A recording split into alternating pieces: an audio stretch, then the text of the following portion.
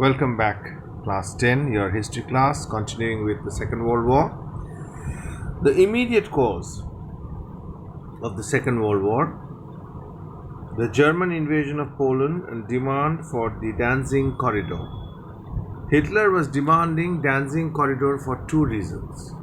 First, the city of Danzig was inhabited mainly by the Germans.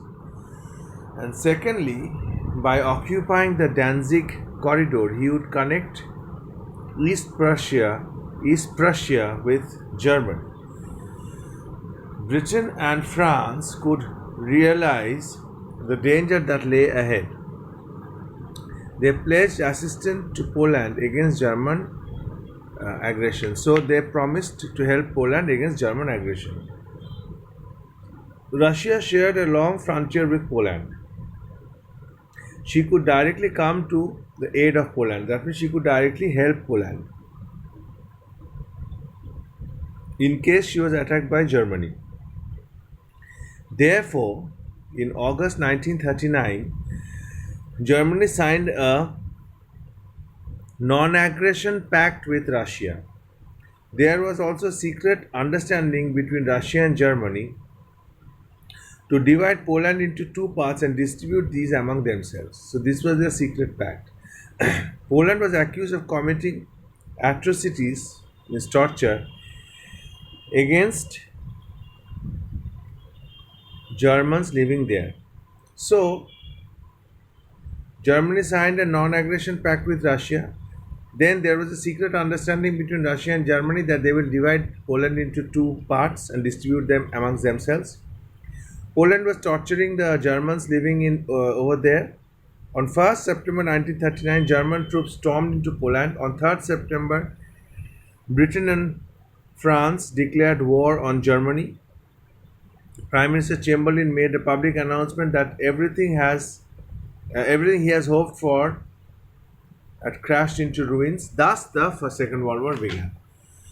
So this was the beginning of the Second World War, which is also known as the immediate cause. Now, Hitler adopted a new method of warfare called Blitzkrieg, means lightning attack. Infantry divisions and armored tanks stormed into Poland with lightning speed. Aerial bombardment went hand in hand. As no aid reached Poland, the Poles finally surrendered to Germany on September 28, 1939. Now, there were different events in the whole course of the war. The Northern Wars. In April-May 1940, Denmark, Norway, Holland, Luxembourg and Belgium were forced to surrender. Paris was occupied by German troops. The French government fell after Paris had been occupied. The French forces were demobilized. Battle of Britain. In July 1940, the German fighters intensively bombarded British ports, factories, centers of population, including London. But Winston Churchill, the new Prime Minister of England, inspired the people of Britain to achieve a glorious victory. On 11th September, Hitler postponed his operations against Britain. So he stopped. Postponed, not really stopped. Attack on Pearl Harbor and the US entry to the war. Very interesting. See, the US President Roosevelt and many other Americans were sympathetic towards Britain, but they were opposed to direct US entry into the war. By early 1941, Britain had begun to receive massive supplies of arms and other goods from the United States. In August 1941, President Roosevelt held a conference with the British Prime Minister Winston Churchill on the British battleship in North Atlantic Ocean. The meeting was held inside a ship in the Atlantic Ocean, North Atlantic Ocean. Atlantic Charter contained detailed program of reconstruction of post-war Europe. How Europe will be reconstructed, a detailed program was there. The charter called for the final destruction of the Nazis. But the United States had not yet directly entered the war. On 7 December 1941, Japan attacked the US fleet at Pearl Harbor. Japan attacked the US fleet in Pearl Harbor. In Hawaii, Japanese naval and air attacks destroyed 188 aircrafts, many battleships, and naval vessels of the United States, and more than 2,000 sailors and soldiers lost their lives. Such a loss was shocking indeed. It brought the United States into the World War. So, the United States of America entered the World War II, the Second World War. On 8 December 1941, the United States declared war on Japan and other Axis powers, that means Germany and Italy. So, the United States started war against Japan, Germany, and Italy. Now, invasion of Russia. German army moved relentlessly into Russia, capturing one city after another. In July 1942 came a long drawn out battle of Stalingrad. The Russian troops defended the city with great determination. On 31st January 1943, the German commander surrendered. The Germans surrendered to the Russian army.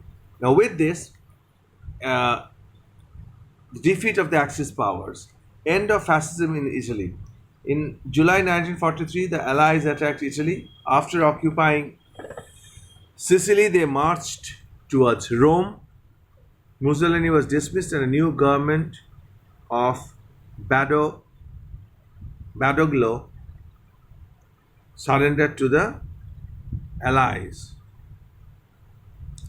Badoglio also surrendered to the Allies. However, minor battles continued until 1945. Mussolini, however, managed to escape and tried to flee. On 28th April 1945, he was caught by Italians themselves. He and his mistress were shot dead. This was the end of fascism in Italy. So, after shooting down Mussolini and his mistress, fascism was ended in Italy. Allied forces liberated France. In June 1944, the Allied forces under General Anshaw landed in Normandy and pushed forward to liberate France. The German garrison in Paris surrendered on 25th August 1944. Now comes the fall of Berlin. The battle for Berlin began in April 1945. The Germans were caught between British and Americans on one side and Russians on the other. When the Allied forces closed in on Berlin itself, Hitler committed suicide in an underground bomb shelter. On 7th May 1945, the last of the German army surrendered to the representatives of Britain, France, America, and Russia. 8th May was the day of celebration of victory in Europe. Victory over Japan. Japan conquered Thailand, Malaysia, Burma, and the Philippines and continued to fight against America in the Pacific. The Americans started their offensive against Japan to liberate the islands in the Southwest Pacific. The American Navy and Air Force destroyed Japanese fleet. Very easy, nothing to explain. But Japan was still firmly and strongly established in China, Manchuria, and other places. She refused to surrender. America did not want to prolong the war, therefore, the US disclosed to the Allies the atom bomb, the deadliest weapons which she has designed. They were told of the atom bomb and its destructive potential. Bombing of Hiroshima and Nagasaki. On 6th August 1945, America dropped atom bomb in the city of Hiroshima. Within few seconds, nearly 80,000 lives were lost and 70,000 were grievously wounded. On 9th August, another bomb was dropped on Nagasaki. The atom bombs were too deadly and too destructive. The atom bombs killed more than 3 lakhs of people in these two cities. Many more were crippled for the whole of their lives. With such destructive weapons, the possessions of America, the Japanese lost all hopes in winning the war. On 14th August, Japan accepted the surrender terms dictated by the Allies. She officially surrendered on 15th August 1945. With that, the war came to an end. Japan was occupied by the Allied forces under General MacArthur. In Japan, the future generations were also doomed. Why? Those who survived were no better than living corpses. That means they were like living dead bodies. They had their skin hanging, their hair scorched to the roots. It was terrible. And genetically, it is said that the next generations are also suffering. They are having some genetic flaws. Anyway, consequences of the war. The consequences of the war were as follows. How? Death and devastation on an unprecedented scale, unimaginable scale. It was our most devastating war in the human history. Human history has never seen such horrible, horrifying war. Millions of people were killed. Vast areas of Europe and Asia was left into ruins. The war created conditions of acute scarcity of food, stuff, essential goods, and shelter. Second was defeat of the Axis power.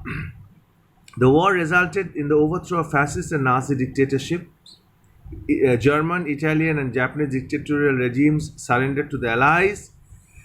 The Allies occupied Germany and it was partitioned into 4 zones.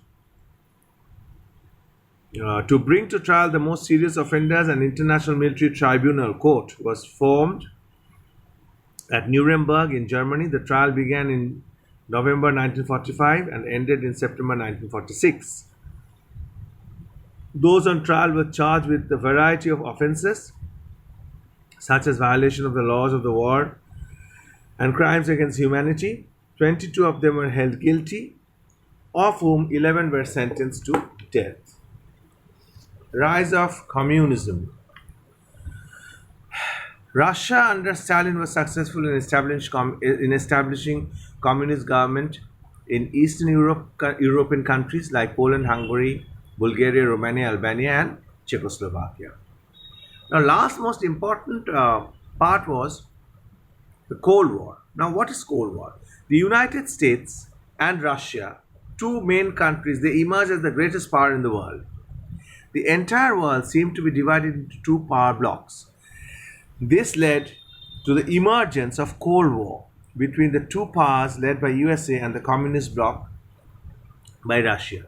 The term Cold War was first used by Bernard Baruch, an American statesman. In a speech in 6 April 1947, he said, "Let us not be deceived. We are today in the midst of a Cold War." Cold War is, what is it? Is a state of extreme political unfriendliness between 2 countries, although they do not actually fight for each other. In fact, the Cold War is neither a condition of war nor a condition of peace. It is a condition of uneasy peace. No one is fighting, but no one are friends also.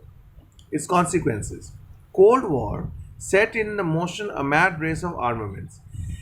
It also led to the formation of various military alliances such as NATO, that is North Atlantic Treaty Organization, SEATO, Southeast Asia Treaty Organization under US leadership, and the Warsaw Pact signed by the representatives of Russia and communist countries. Now, the Cold War led to one crisis after the another. What were the crises? Such as Berlin blockade, crisis over missiles in Cuba, the military intervention in Czechoslovakia. In such a situation, many countries, including India, adopted a policy of keeping out of any military alliances. India is not into this. And she is busy working for the development of the people and the peace of the world. This came to be known as non-aligned or non-aligned movement. That means they are not aligned to any superpowers, not for any superpower. She is working independently. Now comes the end of the Cold War. The 2 superpowers preferred peaceful coexistence to a nuclear war. The non-aligned movement, or NAM, also made a valuable contribution to reducing intensity of the Cold War. The Russian President Mikhail Gorbachev introduced many reforms in Russia. His policies of political liberalization went a long way in receiving the world of tension of Cold War. So, political liberalization went in a long way in relieving the tensions of the Cold War. The Warsaw Pact was dissolved in July 1991, and in December 1991, he announced the disintegration of the Soviet Union, with which the Cold War finally came to an end. Another consequence of the Second World War was the formation of the United Nations. Men looked for a better and happier world after the war. This led to the establishment of the United Nations organizations on 24th October 1945. The United Nations is being described as hope and consequence of the world. Conscience of the world. Conscience means mentality of the world. That means the United Nations is the reflection of peace, hope, and conscience of the world. The United Nations Charter lays down peace, security, and faith in human dignity as the major principles of the objectives of the United Nations. If a nuclear war in future, if it occurs, it means destruction of the human race. Therefore, a nuclear war must be stopped at all costs. The UN General Assembly decided to observe 1970s and 1980s as disarmament decade and second disarmament decade respectively. The Comprehensive Test Ban Treaty CTBT provides non-nuclear states should not manufacture nuclear weapons, but India rejected it, remember. But it did not lay down a time-bound framework to eliminate all nuclear powers from the earth. So you can understand whether India has a nuclear weapon or not, but let us not go into controversy. So with this, we come to the end of the Second World War, this chapter. I hope you have understood. Your work is to solve all the questions. 100 times I'm telling you to solve all the questions in your exercise copies. And I hope you have understood today's class. That is all for today.